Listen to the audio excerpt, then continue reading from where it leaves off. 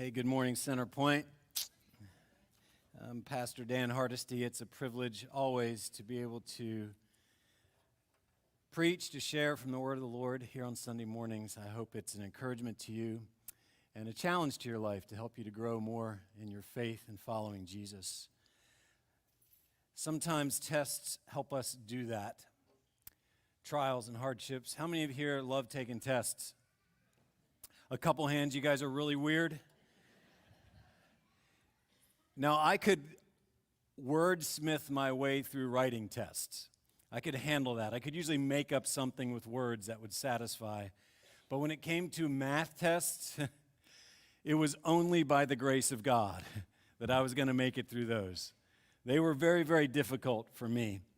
And I think that as we look at the sons of Israel, the people of Israel that have come up out of Egypt and are now making their way into the desert, and we find that they're taking tests, they quickly realize that it's like a math test to Dan. It's only by the grace of God that they're going to be able to make it through these tests. Israel, as you recall, has just been brought up out of Egypt. They've had this amazing crossing through the Red Sea where God has delivered them, and now they find themselves in the desert. In other words, after singing the victory song, "We have been saved," they now are going to be sounding a cry of desperation. They went from prison in Egypt to praise after being brought through the Red Sea, and now they enter into protest for being in the desert. It's almost as if they've simply traded one trial for another. They've traded the fast and furious chariots of Pharaoh for the slow, laborious trudge with thirst and hunger in the desert. One was like being stalked by wolves. The second is like being stalked by turtles. It comes very slowly, but there's a danger to them in this. Is the danger their hunger and thirst, or is their danger actually something else? That we will see through this test. God does test his people. Proverbs 17:3 says God tests the heart. Psalm 7:9 says God tests the mind and the heart. And we all know that tests can be hard. They can be very, very difficult. But we have to trust that God has his purposes in these tests, that he wants to accomplish something in us. We are like the Exodus people. We too faced tests in our lives. We find ourselves just like the Exodus people, somewhere between salvation and relocation. Saved from Egypt, waiting to be relocated into the promised land, we live in the here and now, this in between those two places, our salvation and our relocation. And the here and now, in the wandering and the waiting, in the already but not yet, we find we face many trials. We find we faced a lot of tests. Peter said, rejoice in 1 Peter 4:13. Rejoice insofar as you share Christ's sufferings, that you may also rejoice and be glad when his glory is revealed. We're waiting for something. We've experienced salvation. We're waiting for Christ to return. And in the wandering and the waiting, in the already but not yet, it is a life filled with tests. Peter says, rejoice. God certainly gives grace to rejoicers, but how many of you here could say when you face every test, trial, difficulty of life, you're quick to rejoice? We're probably more like the Israelites in the passages that we're going to study, where we are grumblers. Good news for you this morning. God does not only give grace to rejoicers, he gives grace to grumblers. Praise God. Because we're all grumblers sometimes. We get tired, thirsty, hungry, whatever it might be, so we can relate to what's about to happen to the Israelites. The Israelites in the passages that we're going to look at are going to face three tests. Between the sea and Sinai, as they travel there, they have three tests. And in each one of these tests, there's three components. Each test has a crisis. Each test is responded to with contention or grumbling. And each test has a response from God, which is provision. Crisis, contention, provision. These are examples to us. Paul said it in 1 Corinthians 10:6. Now these things, and he's referring to these very moments, these things took place as examples for us, so that we would learn not to put anything else before God, but that we would fully depend on him in every trial, in every crisis, in every difficulty. So in the already but not yet, in the wandering and waiting, this is what we're looking at. Between salvation and relocation, the Israelites' experience is our experience. Test number 1, with its 3 components. Chapter 15, starting in verse 22. Then Moses made Israel set out from the Red Sea, and they went into the wilderness of Shur. They went 3 days into the wilderness and found no water. When they came to Marah, they could not drink the water of Marah because it was bitter. Therefore it was named Marah, which means bitter. And the people grumbled against Moses, saying, "What shall we drink?" And he cried to the Lord, and the Lord showed him a log, and he threw it into the water, and the water became sweet. There the Lord made for them a statute and a rule, and there he tested them, saying, "If you will diligently listen to the voice of the Lord your God, and do what is right, that which is right in his eyes, and give ear to his commandments, and keep all his statutes, I will put none of the diseases on you that I put on the Egyptians, for I am the Lord your healer." Then they came to Elim, where there were 12 springs of water and 70 palm trees, and they encamped there by the water. First test. Remember, there's 3 components: crisis, contention, provision. What's the crisis? There's no water. 3 days into the wilderness, and there's no water. But perhaps even worse than that, they haven't had any water, and then they see water. They're like, well, okay, now we have water. They get to it, and they realize we can't even drink the water that we see. It's poisonous, it's bitter, it's going to cause illness or maybe even death. So it's a life-threatening crisis. Now, when we talk about survival, we know that there's a rule of 3s. You can go 3 minutes without air. You can go 3 weeks, basically, without food. You can go 3 days without water. 3 days into the wilderness, they've had no water. This is a life-threatening situation. But what is a life-threatening crisis to these people? God calls it a test. At the end of verse 25, he says, "There the Lord made for them a statute and a rule, and there he tested them." How do the people respond to this? Well, it's the second component, right? Contention. They respond with grumbling. In verse 24, they ask a grumbling question. They say, "What shall we drink?" That word grumbling in Psalm 59:15 is translated growl. It says they wander about for food and growl. They're upset. And they want to know, what in the world is it that we're going to drink? 3 days they've traveled into the wilderness. That should ring a bell. That should be like a hyperlink back to things you've already heard in Exodus. Because 4 times already in the book of Exodus, in Exodus 3:18, 5:3, 7:16, and 8:27, we have read, they will take a 3 days journey into the wilderness, and there they will worship. 3 days into the wilderness, they're not worshiping. They're whining. There's contention in the ranks. So let's look at the third component. We see the crisis, we see the contention. How does God respond to this? God doesn't say, "Come on, guys, pull yourself together. You got this. Look around you. Maybe you can make some sort of solar distillery and get some water. You got it. You can do it." No, he says, this doesn't depend on you. This is how God responds to their contentious, grumbling question, with provision. In verse 25, cried to the Lord, and the Lord showed him a log, and he threw it into the water, and the water became sweet. Sometimes the Bible's just weird, right? He showed him a log. He threw the log in the water, and the water became sweet. There's a picture here that I want you to capture in God's provision that might not be immediately obvious.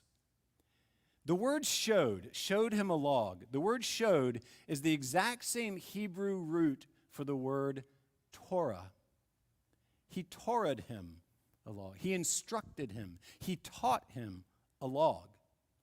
The word log, interesting, ESV says log. I don't know if any other translation says log. It could be wood. It's often translated accurately tree. He instructed him through a tree. Now we're getting an interesting picture of what's going on here. Matter of fact, the word tree, this word for log, is the same word that appears in Genesis 2:9, where we read about a tree of knowledge of good and evil. God instructed him with a tree of instruction. And what is done with it? It's tossed into the water, and the water made sweet. What was done with the first tree of instruction in the Garden of Eden? It was used wrongly, and it brought death. But here the mediator, another, in our place, comes in and uses the tree of instruction correctly, obediently, and it brings forth life. What is going on here? It's a picture of reversing the curse. How can I say this? This is a picture of a disobedient people being replaced by an obedient person, and the curse is actually reversed. It's not death, it's life that is brought. And where do they end up after this crisis? Verse 27. They came to Elim, means oaks. They're in the desert. They came to a place where there are trees, where there was 12 springs, sufficient for the 12 tribes of Israel, and 70 palm trees, the number of perfection and fullness and completeness, and they encamped there by the water. In other words, because of what was obediently done with the tree of instruction, they enter Eden. The curse is reversed. What a beautiful picture of the grace of God. That's test number one. The Israelites fail the test. They are saved by a mediator. They are told after that, trust and obey, and they're brought into a place like Eden. Curse reversed. Test number two. Chapter 16, verses 1 through 5. They set out from Elim, and all the congregation of the people of Israel came to the wilderness of Sin. Not to be confused with our English word sin, okay? It's a word that's taken from Sinai, which is the area they're in, which is between Elim and Sinai. There you go. On the 15th day of the second month after they had departed from the land of Egypt. So they've been out here for a month. And the whole congregation of the people of Israel grumbled against Moses and Aaron in the wilderness. And the people of Israel said to them, would that we have died by the hand of the Lord in the land of Egypt, when we sat by the meat pots and ate bread to the full, for you have brought us out into the wilderness to kill this whole assembly with hunger.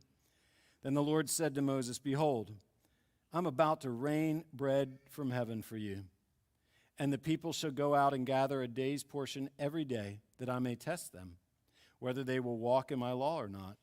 On the sixth day, when they prepare what they bring in, it will be twice as much as they gather daily. Whereas the first test, we saw God's provision and grace towards them in this tree of instruction that saved them and brought them life.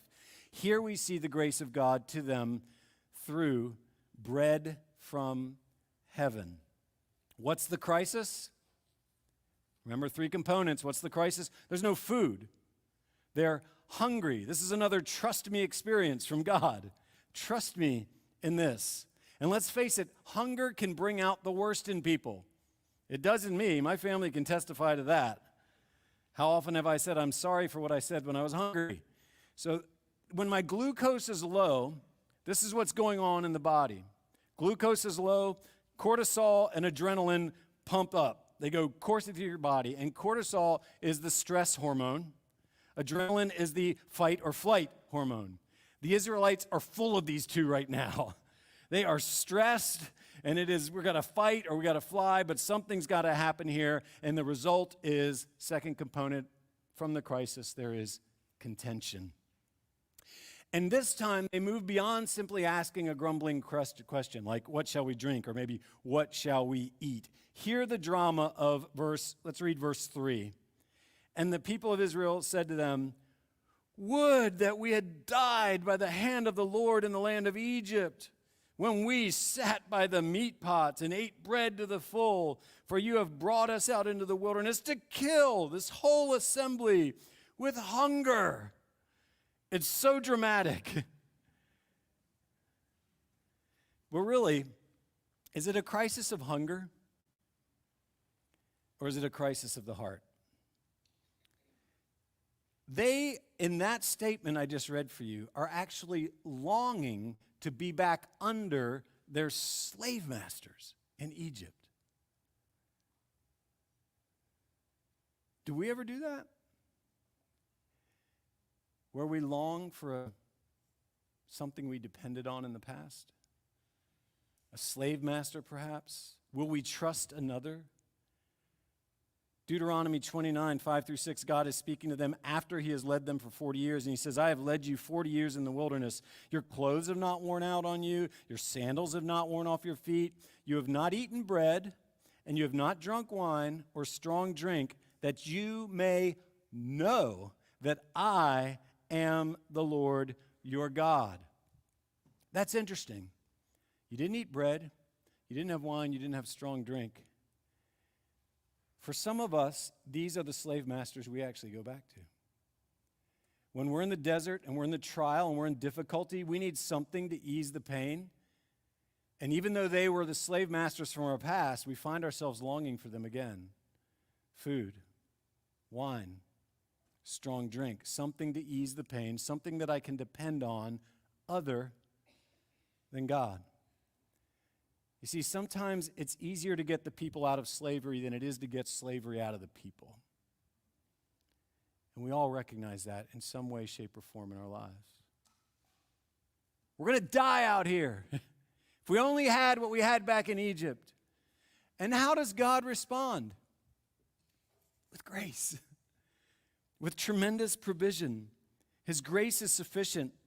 He says, I'm going to rain bread from heaven. He doesn't say, shut your mouth, hold on, stop complaining. He just says, I'm going to rain bread from heaven. So God obviously loves carbs. It's not a keto diet here. Yeah, amen. It's raining bread. Hallelujah. It's raining bread. And here we see the curse is reversed again in a different way. How can I say that? Here's a curse from Genesis chapter 3, 17. Cursed the ground because of you. In pain you shall eat of it all the days of your life. By the sweat of your face you shall eat bread. Not on this day. They get to eat bread without toil, without labor, without the sweat of their face. It is simply the grace of God. It's a reversal of the curse.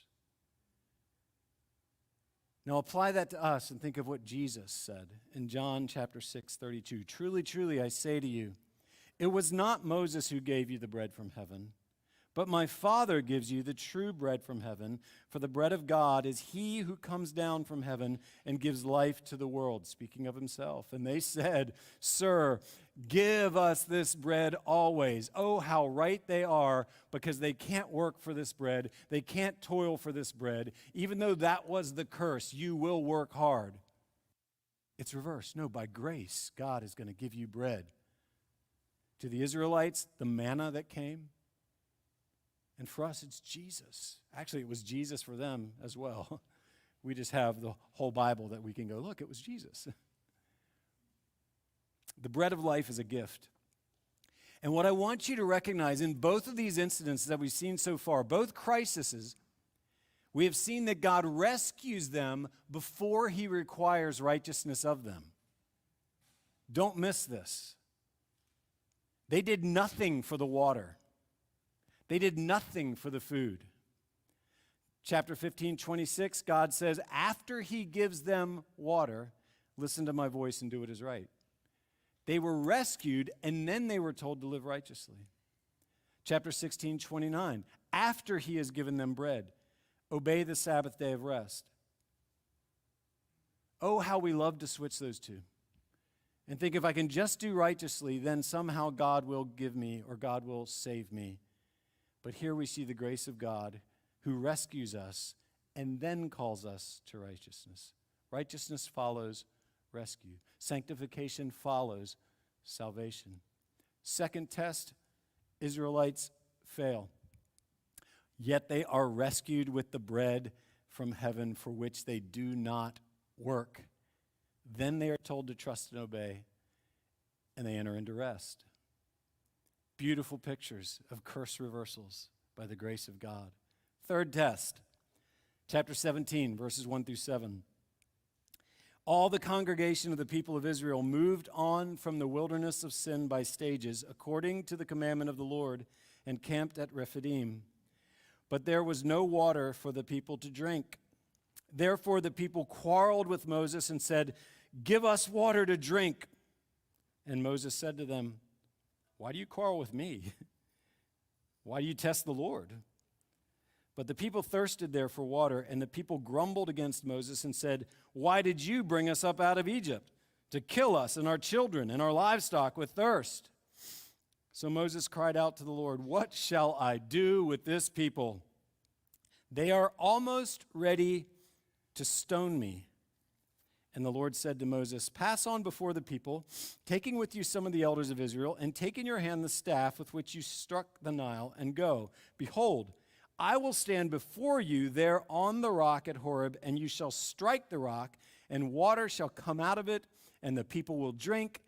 And Moses did so in the sight of the elders of Israel, and he called the name of the place Massah and Meribah, because of the quarreling of the people of Israel, and because they tested the Lord by saying, "Is the Lord among us or not?" Here we see God's grace once again through water from a rock. Three components. What's the crisis? Number one, they have no water. Another trust me experience. Have you ever faced the same trial over and over again? Because they didn't have water in the first one, right?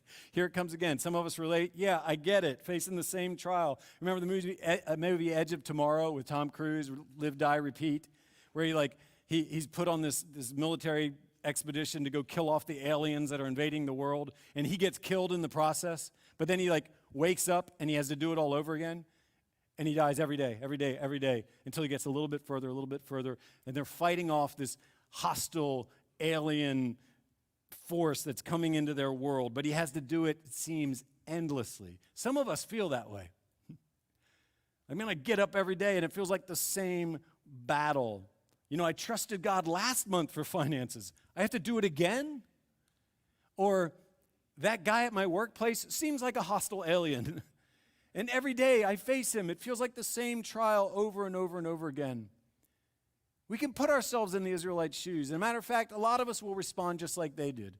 Component number one, crisis. What was the second? Contention. There's more grumbling. They've moved from the question in the first one with, "What are we going to drink?" to the second one, which is an accusation. "Moses, you brought us out here to kill us." And now they go on to confrontation, a threat of stoning. They want to kill Moses. This has really escalated. Who do you take your frustration out on? When you face a trial, isn't it often the people we're closest to that receive that, even though they may not even be a part of the trial? That's true in my life. Moses says in verse 2, "Why do you quarrel with me?" And I know that my family hears it from me, right? I can kind of whine and fuss about things that are happening elsewhere. Probably Carla more than other has to kind of field my, this is going wrong, that's going wrong. And I could hear, she could rightfully and justly say back to me what Moses says. "Why are you quarreling with me? What does that have to do with me?" But she's patient. I think Moses is patient here. He actually says, "You know what? You're testing God. Why do you test the Lord?" And here's where we have to be careful, because God testing us is different from us testing the Lord. When God tests us, it's so that he might produce dependence on him. But when we test God, let's face it, it's so that we can demand provision from him. It's really what we're saying. We assume that we deserve. We act like God owes us something. And this is why we often say, well, God answered that prayer when we get a yes. But we seldom say it when he has other options. We seldom say, well, God answered that prayer when it's a no, or when it's a wait, or when it's a, you asked for that, but I'm going to give you this instead. We seldom say God answered prayer in those moments. When we don't get what we want, we tend to go where Israel goes in verse 7, where they say, is the Lord among us or not? I didn't get what I wanted. I didn't get what I expected. Is the Lord with me or not? And as this past week has gone by and I've seen various memes on social media, and I understand the discouragement as we look at what unfolded at Robb Elementary School in Texas. But I've seen multiple people posting things that say something along the lines of, well, thoughts and prayers obviously didn't work. And honestly, I feel like that's exactly like saying, is the Lord among us or not? Thoughts and prayers didn't work. Is the Lord among us or not? Things didn't turn out once again like we had hoped. It must be God's fault. Maybe he'll do better next time.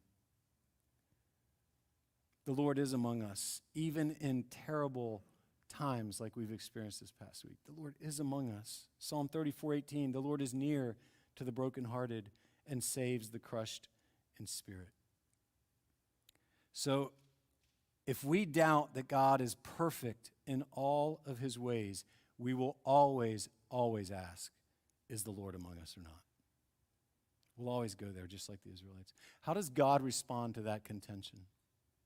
Amazingly, once again, with grace, with provision. God gives water from the rock in spite of their grumbling. How does he do it? With another beautiful picture, the mediator who's facing a death sentence that he does not deserve, takes a rod in his hand and strikes a rock where God says he is standing, and it yields a stream of life to the people. Don't miss the beautiful, incredible picture. The rock is bruised by the rod that is also what? A serpent. Do you remember? This rod can become a serpent. It is the serpent rod that bruises the rock and brings forth life.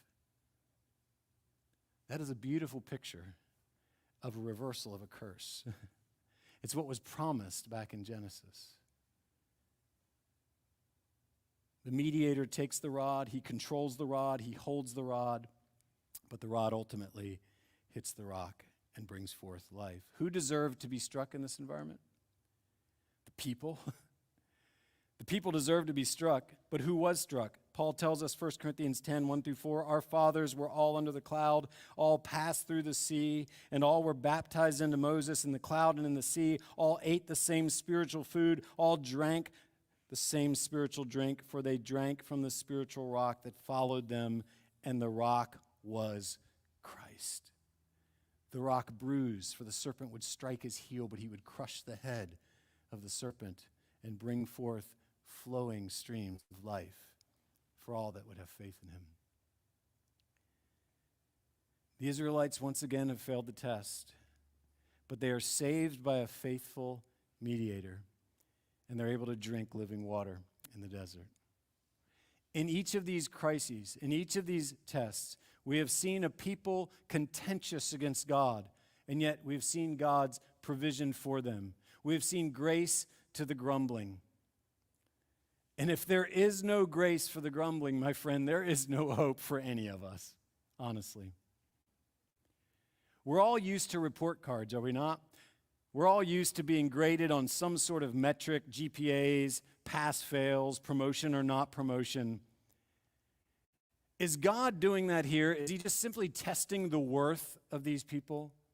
to see if they have what it takes. No, God does not test to reveal our grades, but to reveal his grace. And that's what he's doing here.